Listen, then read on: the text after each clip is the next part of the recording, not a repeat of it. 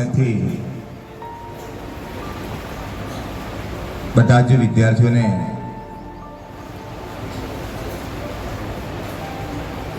ઇંતજાર હતો કે ક્યારે ક્વિઝ સ્પર્ધા શરૂ થાય। તો આજે આપણે ક્વિઝ સ્પર્ધાની શરૂઆત કરવા માટે જઈ રહ્યા છીએ।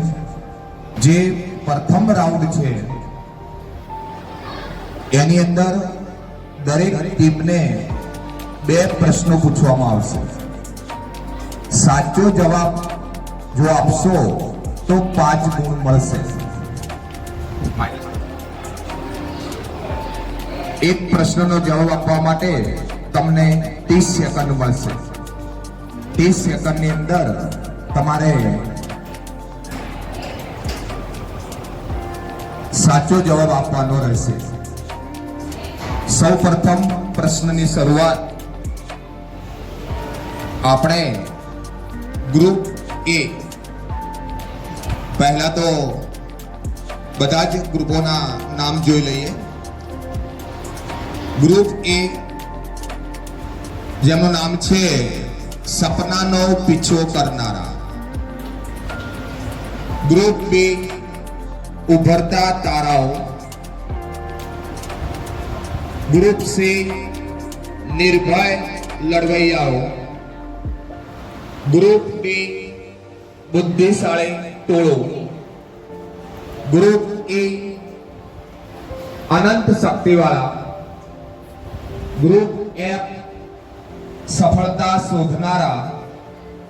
ગ્રુપ જી મનથી બહાદુર અને ગ્રુપ એચ એકતામાં શક્તિ। કુલ ક્વિઝ સ્પર્ધાની અંદર નિર્ણાયક તરીકે અમારી શાળાના ગુરુજનો આકાશભાઈ, હંસાભાઈ, લાલજીભાઈ જેઓ નિર્ણાયક તરીકે ભૂમિકા ભજવશે। હવે આપણે પ્રથમ રાઉન્ડની શરૂઆત કરીએ છીએ। તો ગ્રુપ એ માટે પહેલો પ્રશ્ન, તો ગ્રુપ એ માટે પહેલો પ્રશ્ન છે, ગુજરાત રાજ્યના ઉદ્ઘાટક કોણ હતા? ગુજરાત રાજ્યના ઉદ્ઘાટક કોણ હતા? Option A Sardar Vallabhbhai Patel, B Raj, C Jivraj Mehta, D Indulal Yagnik.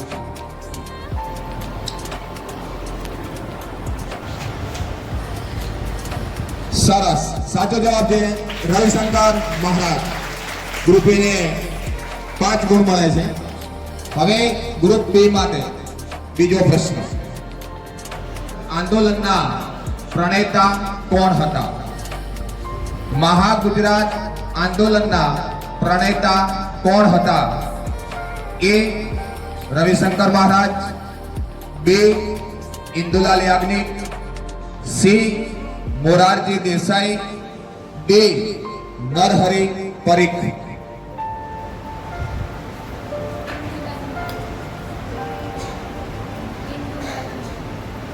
સાચો જવાબ છે ઇન્દુલાલ યાજ્ઞિક। ગ્રુપ બી ને પણ 5 પોઈન્ટ મળે છે। ગુજરાતમાં સૌપ્રથમ પ્લેનેટોરિયમ ક્યાં સ્થપાયું હતું? ગુજરાતમાં સૌપ્રથમ પ્લેનેટોરિયમ ક્યાં સ્થપાયું હતું? એ સુરત, બી અમદાવાદ, સી વડોદરા, ડી એક પણ નહીં। સુરત સાચો જવાબ। ગ્રુપ સી ને પણ 5 ગુણ મળે છે। ગુજરાત રાજ્યના પ્રથમ મુખ્યમંત્રી કોણ હતા? એક A Balwantray Mehta, B Hitendra Desai, C doctor Jivraj Mehta, D Madhavsinh Solanki. Doctor Jivraj Mehta સાચો જવાબ છે. ગ્રુપ ડી ને પણ 5 પોઈન્ટ મળે છે. એ માટે સુરત કઈ નદીના કિનારે વસેલું છે? એ નર્મદા, બી તાપી, સી મહી, ડી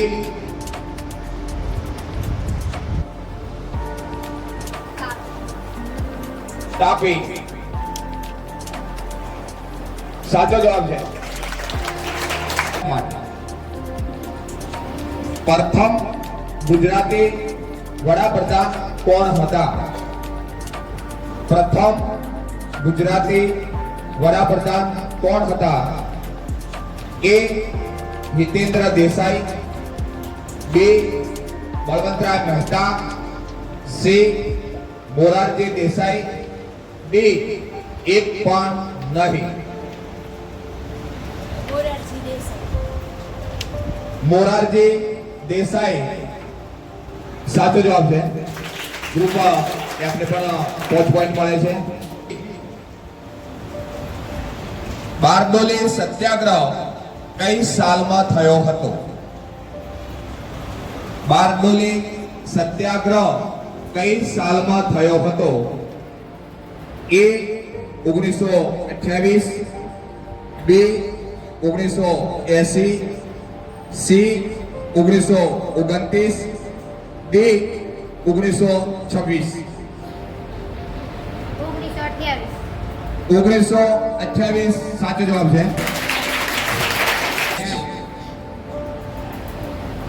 પ્રથમ રાઉન્ડનો ગ્રુપને પહેલો જે એક પ્રશ્ન પૂછવાનો છે એનો છેલ્લો પ્રશ્ન. ગાંધીજીનો જન્મ ક્યારે થયો હતો? ગાંધીજીનો જન્મ ક્યારે થયો હતો?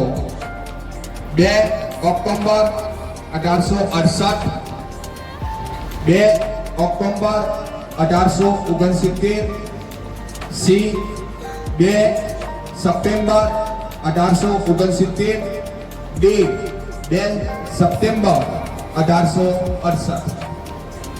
2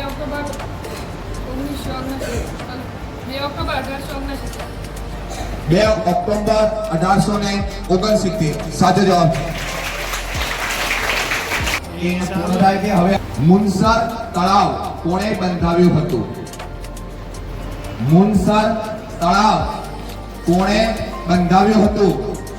રાણી મિનલ દેવી, બી રાણી ઉદયમતી, સી રાણી ભાનુમતી, કે ડી એક પણ નહીં. રાણી મિનલ દેવી સાચો જવાબ છે. હવે ગ્રુપ બી માટે ઇન્દ્રોડા પાર્ક ક્યાં આવેલું છે?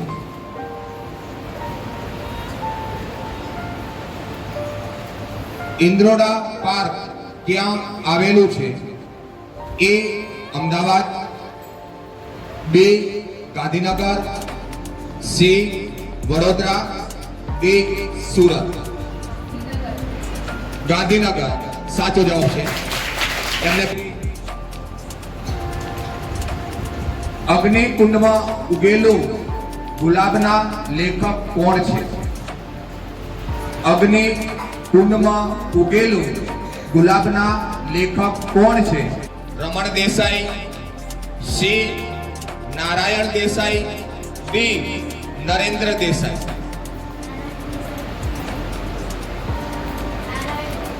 નારાયણ દેસાઈ સાચો જવાબ છે. એમને પણ 5 પોઈન્ટ મળે છે. નામ શું હતું?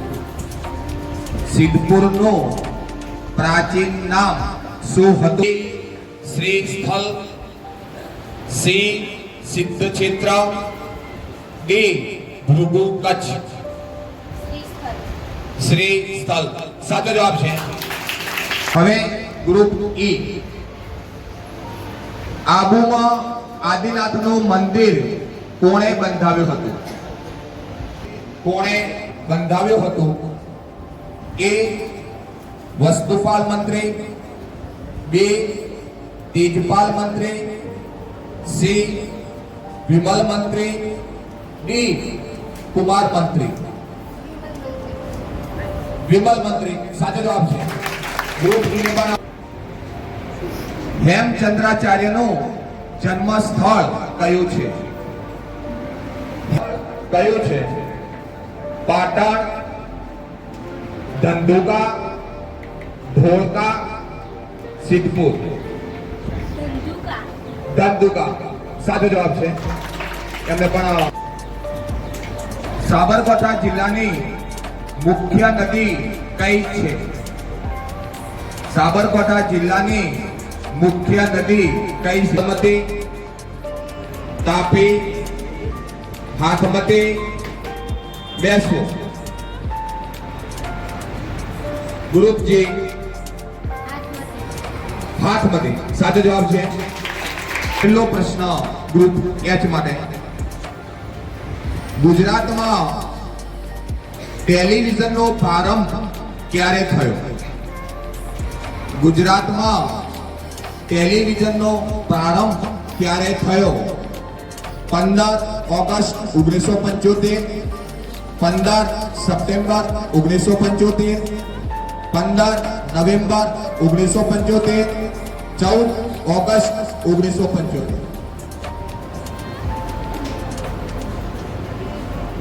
15 ઓગસ્ટ 1975 સાચો જવાબ છે.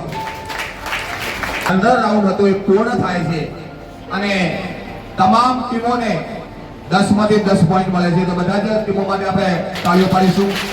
ખૂબ જ સુંદર જવાબો આપણે આપ્યા છે.